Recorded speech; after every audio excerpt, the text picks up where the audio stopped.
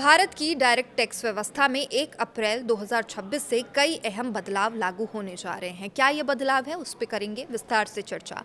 नमस्कार, आप देखना शुरू कर चुके हैं न्यूज़ 18 का डिजिटल प्लेटफॉर्म और मैं हूं आपके साथ सृष्टि शेखर। इनकम टैक्स एक्ट 2025 लागू होने के बाद करीब 6 दशक पुराना इनकम टैक्स एक्ट 1961 की जगह लेगा। नए कानून में भाषा को पहले से ज़्यादा सरल बनाया गया है और बजट 2026 में घोषित प्रस्तावों को ही लागू किया जाएगा। तो टैक्स एक्सपर्ट्स का कहना है कि इन बदलावों का मकसद टैक्स नियमों को आसान बनाना है, जिससे निवेशकों, कारोबारियों और आम करदाताओं को सहूलियत होगी। चार्टर्ड अकाउंटेंट सुरेश राणा के मुताबिक income tax act 2025 direct tax systems के में ढांचे, अवधारणा और प्रक्रिया से जुड़े कई अहम बदलाव लेकर आ रहा है। नए कानून के तहत टैक्स ईयर का नया कॉन्सेप्ट लाया जा रहा है और इससे पहले इस्तेमाल होने वाला प्रीवियस ईयर और असेसमेंट ईयर की व्यवस्था की जगह लेगा। और एक्सपर्ट का कहना है कि बदलाव का मकसद टैक्स सिस्टम को आसान बनाना है, ताकि आय कमाने की अवधि और उस पर टैक्स लगाने की अवधि को एक ही शब्द में समझाया जा सके। इनकम टैक्स स्लैब में कोई बदलाव नहीं है। नए कानून में व्यक्तियों के लिए पुरानी और नई दोनों टैक्स व्यवस्था के इनकम टैक्स में कोई बदलाव नहीं किया गया। इसका मतलब यह है कि व्यक्तिगत आयकर का बोझ फिलहाल पहले जैसा ही रहेगा और टैक्स पेयर्स को दरों के स्तर पर किसी नए बदलाव का सामना नहीं करना पड़ेगा। अब ITR फाइल करने की तारीखों में बदलाव की बात कही जा रही है। इनकम टैक्स रिटर्न यानी ITR फाइल करने की समय सीमा में बदलाव किया गया। सरकार ने उन करदाताओं के लिए समय बढ़ाने का प्रस्ताव किया है जो बिजनेस या प्रोफेशन से जुड़े हैं और जिनके खातों का ऑडिट जरूरी नहीं होता। नई व्यवस्था में ऐसे करदाताओं के लिए ITR फाइल करने की अंतिम तारीख 31 जुलाई से बढ़ाकर 31 अगस्त तक कर दी गई है, यानी एक महीने का समय जो है इसमें बढ़ाया गया। हालांकि ITR 1 और ITR 2 जैसे साधारण रिटर्न फाइल करने वाले व्यक्तियों के लिए अंतिम जो तारीख है वो 31 जुलाई ही रहेगी। इसमें समय सीमा नहीं बढ़ाई गई है। तो देखिए, नई समय सीमा की अगर हम बात करें तो 30 नवंबर विशेष प्रावधान वालों मामलों के लिए है। 31 अक्टूबर की जो तारीख है वो कंपनियां और वे करदाता इसमें शामिल हैं जिनके खातों का ऑडिट ज़रूरी है। और वहीं 31 अगस्त की जो तारीख तय की गई है वो है बिजनेस या प्रोफेशन से जुड़े लोग ऑडिट यहाँ पर जिनका ज़रूरी नहीं है।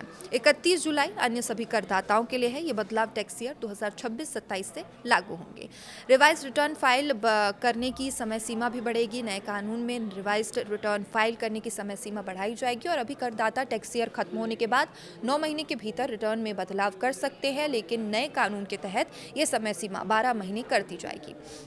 हालांकि अगर रिवाइज रिटर्न 9 महीने के बाद फाइल किया जाता है तो इसके लिए फीस देनी होगी। अगर कुल आय 5 लाख रुपए तक है तो 1,000 रुपये और 5 लाख रुपए से ज़्यादा आय होने पर फीस देनी होगी। फ्यूचर्स और ऑप्शंस पर STT बढ़ेगा। सरकार ने फ्यूचर्स और ऑप्शंस ट्रेडिंग में तेज़ी से बढ़ती और गतिविधि और सट्टेबाजी को देखते हुए सिक्योरिटीज़ ट्रांजैक्शन टैक्स यानी कि STT बढ़ाने का प्रस्ताव दिया है। 1 अप्रैल 2026 से ऑप्शंस की बिक्री पर STT 0.1% से बढ़कर 0.15% हो जाएगी। वही ऑप्शन एक्सरसाइज होने पर टैक्स 0.125% से बढ़कर 0.15% होगी। इसके साथ जो फ्यूचर्स की बिक्री पर STT की भी प्रतिशत बढ़ाई जाएगी और कई लेन देन पर TCS दरों में बदलाव भी किया गया है। कुछ ट्रांजैक्शन पर TCS यानी कि टैक्स कलेक्टेड एट सोर्स की दरों में भी बदलाव किया गया है। शराब की बिक्री पर TCS 1% से बढ़ाकर 2% कर दिया गया है, जबकि तेंदुपत्तों में ये दर 5% से घटाकर 2% कर दिया गया है। इसके साथ ही स्क्रैप, कोयला, लिग्नाइट और आयरन ओर पर TCS 1% से बढ़ाकर 2% कर दिया जाएगा। लिबरलाइज्ड रेमिनेंट स्कीम यानी कि LRS के तहत शिक्षा या इलाज के लिए 10 लाख रुपए से ज़्यादा विदेश भेजी गई रकम पर TCS 5% से घटाकर 2% तक कर दिया जाएगा। हालांकि अन्य उद्देश्यों के लिए विदेश भेजे गए पैसे पर 20% TCS पहले की तरह लागू रहेगा। ओवरसीज टूर पैकेज पर भी बदलाव किया गया है और पहले की तरह 2 अलग अलग दरों की जगह अब 2% TCS लागू होगा। मोटर वाहन और अन्य लग्जरी सामान की बिक्री पर 1% TCS पहले की तरह जारी रहेगा। ऑफिस जाने आने के खर्च पर टैक्स नहीं लगेगा।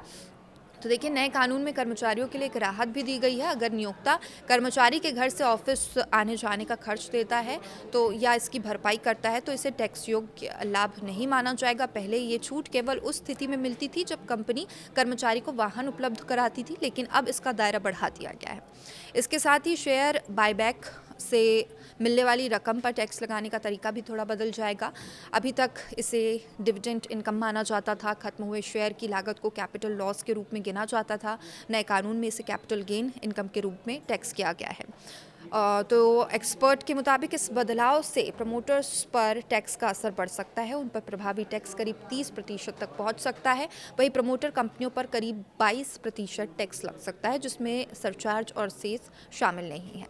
डिविडेंड और म्यूचुअल फंड इनकम पर भी नया नियम सामने आ सकता है। नए कानून में डिविडेंड और म्यूचुअल फंड इनकम के खिलाफ ब्याज खर्च की कटौती को भी खत्म करने का प्रस्ताव है और इसमें पहले करदाता एससीआई के खिलाफ 20% तक ब्याज खर्च की कटौती का दावा कर सकते थे, लेकिन इस जो नए नियम के तहत इस तरह की जो कटौती है वो पूरी तरीके से खत्म कर दी जाएगी। हालांकि अन्य टैक्स योग्य ब्याज आय के खिलाफ ब्याज खर्च की कटौती सामान्य नियमों के तहत जारी रहेगी।